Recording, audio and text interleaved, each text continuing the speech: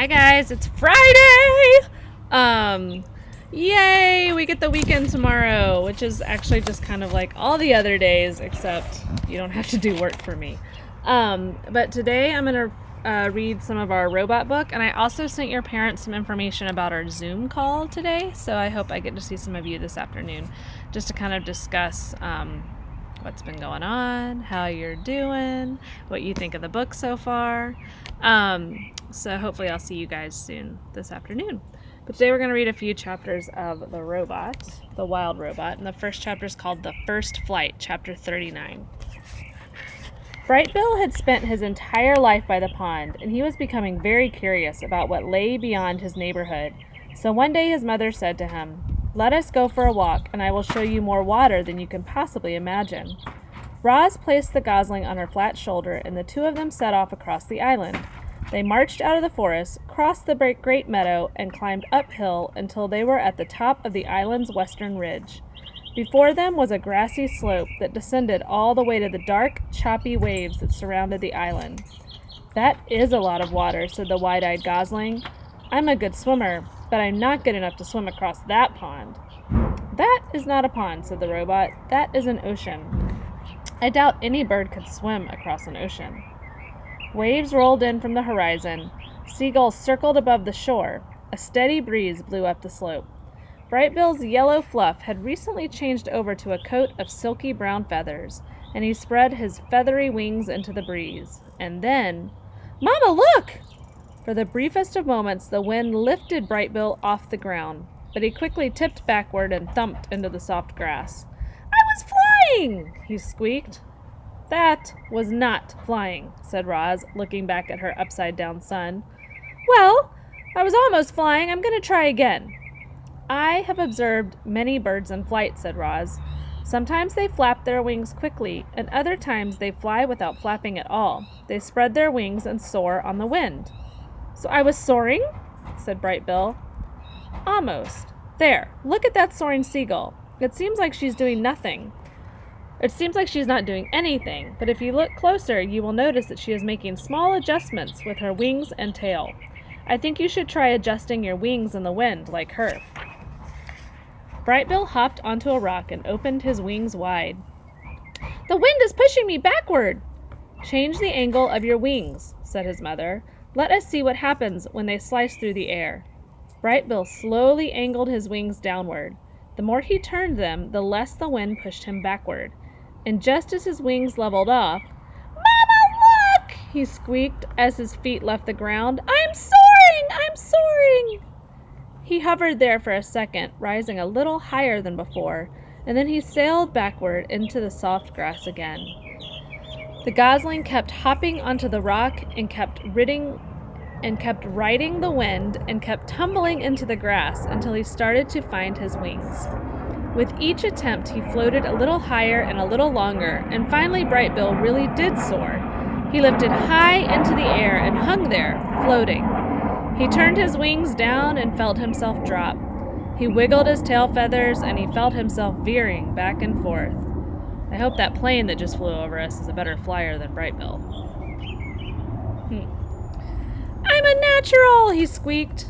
"You are doing very well," said Roz, "but you need to keep practicing." And so they spent the afternoon practicing up on the ridge. Once Bright Bill was comfortable soaring, he tried flapping his wings. He flapped high into the air. He flapped in straight lines. He flapped around and around in circles. A big smile appeared on the gosling's face. Clearly Bright Bill was designed to fly. "I'm flying, Mama! I'm really flying!" And here you see Bright Bill flying up in the air, and then Roz is watching him off to the side. "You are flying," said the robot. "Very good." Bright Bill was now a real flyer, but all that flying had worn him out. He lowered himself toward the ground and tumbled into the grass one last time. His landing still needed some work. Roz placed Bright Bill on her shoulder and headed back to the nest. "I can't believe I can fly now, Mama," said Bright Bill in his sleepy voice. I just wish you could fly with me." And then the gosling's words were replaced by his quiet, steady breathing. So I know a lot of you on the Flipgrid said that you thought it might be hard for Roz to be his mom because she didn't know how to fly. but she was actually able to teach Brightbill how to fly just based on kind of her observations of other birds. So it actually ended up being okay. Now we're on chapter 40, The Ship. And I'm remembering from the beginning of the story that that's how Roz came to the island to begin with. She came on a ship. Brightbill was a flying fanatic, and his favorite place to fly was up on the grassy ridge. The robot and the gosling liked to spend afternoons up there working on the finer points of flying, and it was on one such afternoon that they noticed something mysterious far out at sea. Brightbill spiraled down to his mother, flopped on the grass, and pointed to the horizon. "Mama, what is that thing?" Roz's computer brain found the right word. "That is a ship." "What's a ship?" "A ship is a large vessel used for ocean transport." Brightbill's face scrunched up with confusion. "Used by who?" "I don't know." It was the first ship either of them had ever laid eyes on. From that distance it looked as though they were moving slowly, but it was actually racing through the waves. From that distance it looked as though it were small, but it was actually one of the largest ships ever built. The robot and the gosling watched it crawl across the ocean until it finally disappeared to the south. Where had the ship come from? Where was it going? Who was on board? Roz and Brightbill had many questions, but no answers. Chapter 41, The Summer. On clear summer days, Roz and Brightbill and Chit Chat liked to go exploring. They investigated the island's sandy southern point. They marveled at the rainbows that curved up from the waterfall. They surveyed the forest from the branches of tall trees. They met new friendly creatures, and sometimes they met new unfriendly creatures, but the only creatures they had to worry about were the bears. One time, they came upon a bear fishing in the river, and Roz whispered, "You know what to do." Brightbill flew up and away, Chit Chat scurried home through the treetops, and Roz melted into the landscape as only she could. Later they met back at the nest and told the neighbors all about their brush with danger. On dreary summer days they would stay inside. Roz asked Brightbill and Chit Chat about dreaming, and about flying, and about eating, and about all the things they could do that she could not. But the youngsters had too much energy to sit still for long. They spent one drizzly afternoon kicking acorns around the nest. Chit Chat piled them up, and then Brightbill swung his big foot and the acorns went flying. The little friends chased the acorns as they bounced and rolled and spun across the floor. Then they made a new pile and kicked them again. Sometimes an acorn would bounce off Roz's body, clang, and everyone would laugh and giggle together. Even Roz laughed. "Ha! Ha! Ha!" said the robot, trying to act natural. On clear summer evenings, they would sit outside and watch fireflies twinkling around the pond. Then they'd lie back and gaze up at the darkening sky. That big circle is the moon," said Chit Chat, "and those little lights are called stars. And one time I tried to count them all, but I can only count to 10, so I just kept counting to 10 over and over, and I had no idea how many stars there are, but I know it's more than 10. "Those are not stars," said Roz. "Some of them are planets." "What's a planet?" said Chit Chat. "A planet is a celestial body orbiting a star." "What does celestial mean?" "Celestial means something that is in outer space." "What's outer space?" "Outer space is the universe outside the atmosphere of our planet." "What's the universe?" "The universe is everything and everywhere." "Oh, so the universe is our island?" None of them would ever really understand the universe, including Roz. Her computer brain knew only so much. She could talk about the Earth and the sun and the moon and the planets and a few stars and not much else. And here's the picture of Roz and Chit Chat and Brightbill up in the tree during their summer days. The night sky was full of streaking, shimmering, and blinking lights that she simply couldn't identify. Clearly, Roz was not designed to be an astronomer.